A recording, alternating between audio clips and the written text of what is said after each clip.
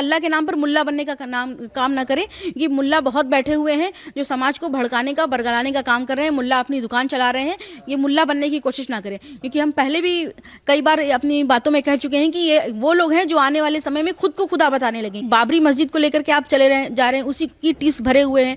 किस बात के लिए? बाबर आपका पूर्वज नहीं था, बाबर तो मंगोल था, वो आपका पूर्वज तो था नहीं, ना ही वो किसी पैगंबर का नाम है, ना ही किसी पीर औलिया का नाम है जिसके नाम पर आप इतना छाती पीट करके मुसलमानों को भड़काने का काम कर रहे हैं। राम सबके पूर्वज हैं, राम हमारे भगवान थे, ये सब जानता है। मगर बाबर किसका पूर्वज है ये सब जानता है, ये क्योंकि बाबर मंगोल था। बाबर के पूर्वजों ने ही खलीफा की हत्या कराई थी, जो मुसलमानों के अंतिम खलीफा थे अबू मुस्तसिम बिल्ला की। ये पूरी दुनिया जानती है। तो इस तरह से अगर ओवैसी बाबर से अपना रिश्ता जोड़ करके चलेंगे, उसी बात को लेकर के बैठे रहेंगे, तो इसका मतलब क्या? मुसलमानों के दुश्मन है, पूरे इस्लाम के दुश्मन है। मुसलमानों के ही नहीं, पूरे इस्लाम के दुश्मन है। क्योंकि खलीफा की जिसने हत्या की, जिसने पूरी दुनिया से खिलाफत खत्म कर दी, आप उसको अपना पूर्वज माने बैठे हैं। जबकि आपके पूर्वज तो भारत के रहने वाले हैं, भारतीय संस्कृति में से जुड़े हुए हैं, भारत की जड़ों से जुड़े हुए हैं। आप भारत को छोड़ करके अगर मंगोल से अपना रिश्ता जोड़ रहे हैं, तो इसका मतलब कि आप वतन के गद्दार हैं, अपने पूर्वजों के गद्दार हैं, और अपने संस्कृति के गद्दार हैं, और मुसलमानों के भी गद्दार हैं। आप कोई वफादारी नहीं निभा रहे मुसलमानों के साथ, सिर्फ आप अपने वोट बैंक की राजनीति कर रहे हैं। अगर अभी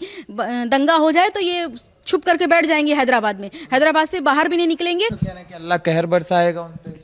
अल्लाह किस पे कहर बरसाएगा वो आने वाला वक्त बताएगा, क्योंकि अल्लाह उनके कान में आकर के फूंक नहीं रहा है कि हम इस पे ये करेंगे, उस पे वो करेंगे। इसलिए अल्लाह क्या करेगा वो अल्लाह की मर्जी पे छोड़ दें। वो अल्लाह के नाम पर लोगों को भड़काने का काम ना करें, क्योंकि अल्लाह के नाम पर मुल्ला बनने का काम ना करें।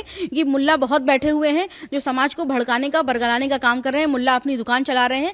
ये मुल्ला बनने की कोशिश ना करें, क्योंकि हम पहले भी कई बार अपनी बातों में कह चुके हैं कि ये वो लोग हैं जो आने वाले समय में खुद को खुदा बताने लगेंगे। खुद को कहेंगे कि अल्लाह ने हमसे आके डायरेक्ट कहा है तो मुझे अल्लाह मानो। ये उस तरह के वैसी जैसे लोग उस तरह के लोग हैं, और आने वाले समय में हो सकता है ये खुद को खुदा बना दे। और क्योंकि अल्लाह किसी के आकर बताया नहीं कि हम किस पर कहर बरसाएंगे और किस पर नहीं। इतने साल से भारत में मुसलमान रह रहा है, 70 साल आज़ादी के हो गए, उसकी भी पहले से मुसलमान रह रहे हैं। भारत में कितनी मुसलमानों पर अत्याचार हुए और किसने अत्याचार किए पूरा देश जानता है, पूरा इतिहास जानता है, पूरी दुनिया जानती है। और किस पर कहर बरसा और किस पर नहीं बरसा ये भी पूरी दुनिया जानती है। इसलिए ये इस तरह का बरगलाने वाला भड़काने वाला काम बंद कर दें, अपना धंधा बंद कर दें। अगर वो इस तरह के बयान देंगे तो भारत की जो बाकी जनता है, जो हिंदू है, जो सनातनी है, वो चूड़ियां पहन कर बैठने वाले लोग नहीं है, वो भी चुप नहीं बैठेंगे, क्योंकि समय बदल रहा है। अगर आप एक को इस तरह के भड़काने वाले बयान देंगे तो लोग शांत बैठने वाले लोग नहीं। और वैसे इस तरह के बयान देकर के वो क्या साबित करना चाहते हैं कि वो सनातनी नहीं है। भारत में रहने वाला हर व्यक्ति सनातनी है। अगर आप उनके पूर्वजों का इतिहास देख लें तो उनके पूर्वज भी सनातनी थे, उनके पूर्वज भी मूर्ति पूजक थे। इस बात से वो गुरेज नहीं कर सकते, इस बात से वो मुकर नहीं सकते। आज वो टोपी लगा करके, दाढ़ी बढ़ा करके मुसलमानों को भड़काने का काम कर रहे हैं, तो ये गलत है। अपने पूर्वजों को भूलने का काम कर रहे हैं। अगर भारत के लोग अपने पूर्वजों को भूल जाएंगे तो कहीं के नहीं रहेंगे। और उनको जरूरत है ओवैसी साहब को फिर से अपना इतिहास पढ़ने की, इतिहास खंगालने की, और इतिहास पढ़ करके अपने पूर्वजों को याद करें कि किस तरह से उनके पूर्वज भारत के थे और भारत के मूर्ति पूजक थे, सनातनी थे।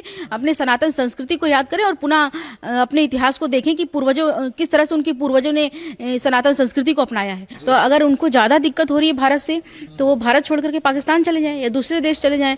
इतने सारे मुस्लिम देश पड़े हुए हैं जहाँ पर मुसलमान ही बहुसंख्यक हैं और मुस्लिमों का ही राज चल रहा है, तो वहाँ चले जाएं। और भारत में रहकर अगर वो इस तरह के सपने देख रहे हैं तो इस तरह के सपने उनके पूरे होने वाले नहीं हैं, क्योंकि इतने साल 70 साल से कांग्रेस की सरकार थी, तब भी वो कुछ नहीं कर पाए। और आज मोदी जी और योगी जी की सरकार है तो भी ये कुछ नहीं कर पाएंगे, और आने वाले समय में भी कुछ नहीं कर पाएंगे, क्योंकि बाकी जिनको वो धमकियां दे रहे हैं वो लोग चूड़ियां पहनकर बैठने वाले लोग नहीं है। इतने सालों से भारत पर हमले हुए, मगर भारत के इतिहास को मिटाने की कोशिश की गई, फिर भी नहीं मिटा पाए। चाहे वो शक आए, हूड़ आए, मंगोल आए, मंगोलों के आक्रमण हुए, मंदिरें तोड़ दी गई, मस्जिदें तामीर कर दी गई, फिर भी भारत के इतिहास को मिटा नहीं पाए, इस संस्कृति को मिटा नहीं पाए। तो वो जो इस तरह के बयान देकर के भारतीय संस्कृति को मिटाने का और यहाँ के लोगों को मिटाने की बात कर रहे हैं, तो अगर ऐसे मिटाने वाले लोग की हस्ती खुद ब खुद मिट जाती है और वो लोग नेस्तो नाबूद होकर के इसी मिट्टी में दफन हो जाएंगे और उन्हें कोई पूछने वाला नहीं।